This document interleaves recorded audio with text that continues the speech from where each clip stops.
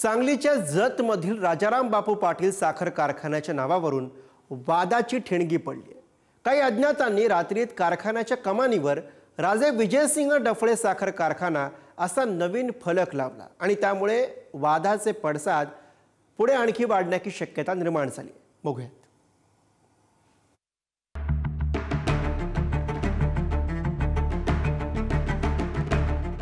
सांगलीच्या जतमधील राजाराम बापू पाटील साखर कारखान्याच्या नावावरून वाद पेटलाय।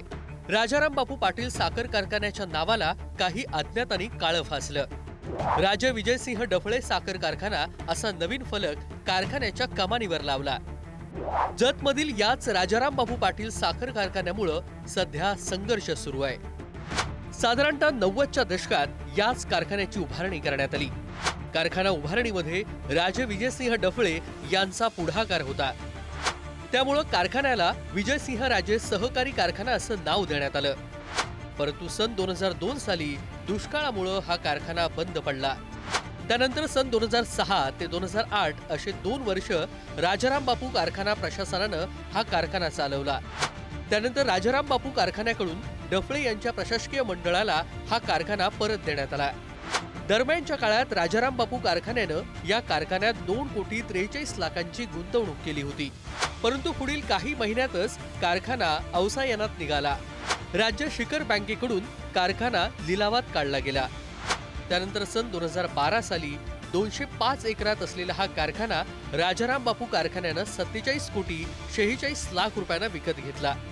सन 2013 ते 14 पासून ह्या ठिकाणी राजाराम बापू कारखान्याकडून गळीत हंगाम सुरू झालं होतं।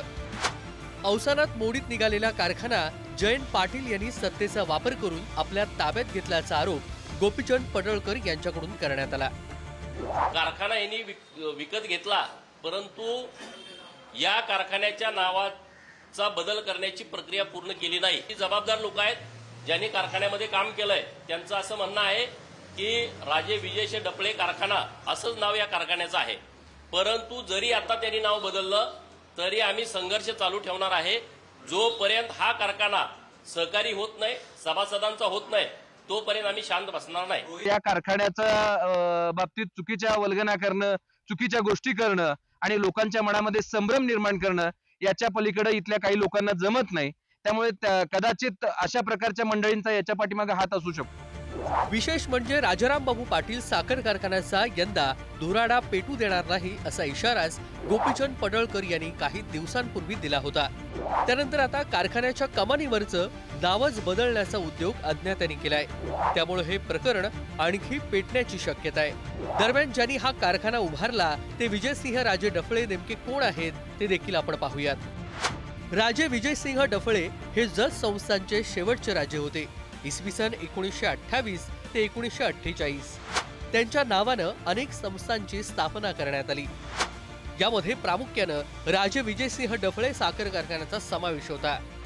जतमधील कष्टकरी शेतकऱ्यांना याचा फायदा व्हावा या हेतूने ह्या कारखान्याची उभारणी झाली आणि हा कारखाना जत तालुक्यातील शेतकऱ्यांनी कष्ट करून उभा केला होता। कारखान्याच्या प्रवेशद्वारावरच अज्ञातानं नामांतर केल्याचा प्रकार निदर्शनास आल्यानंतर कारखाना प्रशासनानं पोलिसात याबाबत तक्रार दिली। काही लोकांनी अज्ञात इसमानी राजाराम बापू कारखान्याच्या नावावर राजे विजय डफळे कारखान्याचे स्टिकर चिकटून तेव्हा राजाराम बापू कारखान्याच्या नावावर काळीमा फासून या ठिकाणी प्रकार घडलेले, ह्या प्रकारचे आपण तीव्र शब्दात निषेध करतो।